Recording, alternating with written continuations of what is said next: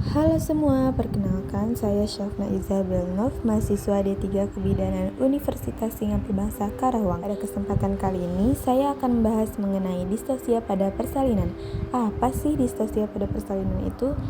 Yuk kita bahas sama-sama, disimak baik-baik ya.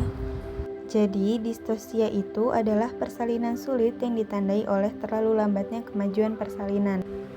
Nah, faktor penyebab partus macet yaitu cephalopelvic disproportional, lalu malposisi dan juga malpresentasi. CPD umumnya terjadi di negara berkembang dan akibatnya berupa partus macet. Kejadian ini lebih sering terjadi di Asia karena orang-orang Asia cenderung memiliki tinggi badan yang lebih rendah daripada orang Barat. Hal ini akan meningkatkan risiko untuk terjadinya CPD. Insidensi kejadian malposisi dan malpresentasi terjadi sekitar 3-4% dari seluruh kehamilan. Kejadian meningkat pada umur kehamilan yang lebih muda yaitu 7-10% pada umur kehamilan 32 minggu, 25-35% pada umur kehamilan 28 minggu. CPD ini terjadi ketika tidak adanya kesesuaian di antara kepala janin dengan panggul ibu. Kondisi itu tidak memungkinkan janin melewati panggul ibu dengan mudah. CPD dapat terjadi pada panggul yang kecil dengan ukuran kepala janin yang normal, atau panggul yang normal dengan kepala janin yang besar, atau kombinasi antara janin yang besar dan panggul yang kecil.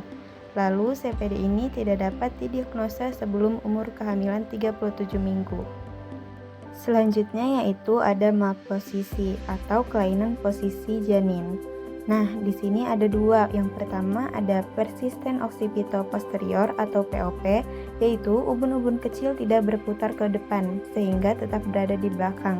Nah, ini disebabkan karena usaha penyesuaian kepala terhadap bentuk dan ukuran panggul.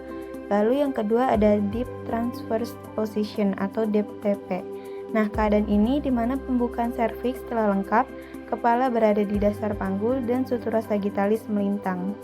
Lalu selanjutnya ada malpresentasi. Malpresentasi atau kelainan presentasi janin. Presentasi itu adalah titik tunjuk untuk menentukan bagian terendah janin. Nah, ada beberapa macam kelainan presentasi janin, yaitu yang pertama presentasi puncak kepala, presentasi dahi, presentasi buka, presentasi bokong, dan juga presentasi bahu. Jadi, presentasi atau bagian terbawah janin yang normal hanyalah presentasi belakang kepala atau ubun-ubun kecil. Jadi, selain presentasi pada ubun-ubun kecil itu dianggap tidak normal. Selain malpresentasi, malposisi, dan juga CPD, partus lambat atau distosia ini disebabkan juga karena beberapa kelainan pada janin. Yang pertama yaitu makrosomia atau bayi lahir dengan berat badan lebih dari 4.000 gram.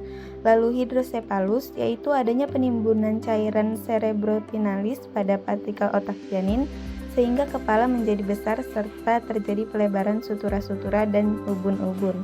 Lalu yang ketiga kembar siam, yaitu keadaan anak kembar yang tubuh keduanya bersatu.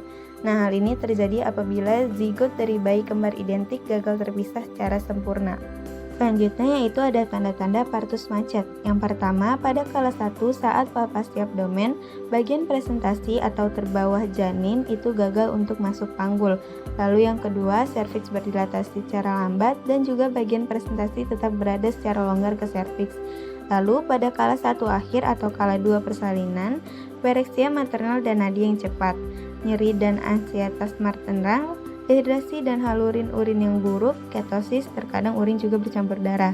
Lalu hasil pemeriksaan jantung janin yang tidak reaktif, jarang cincin retraksi terlihat per abdomen, dan tanda sambungan antara segmen bawah yang teregang dan segmen atas atau bundle ring.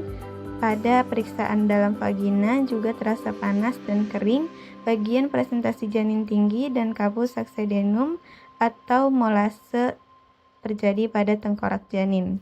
Nah, itulah dia pembahasan kita mengenai distosia pada persalinan. Terima kasih banyak, sampai jumpa lagi.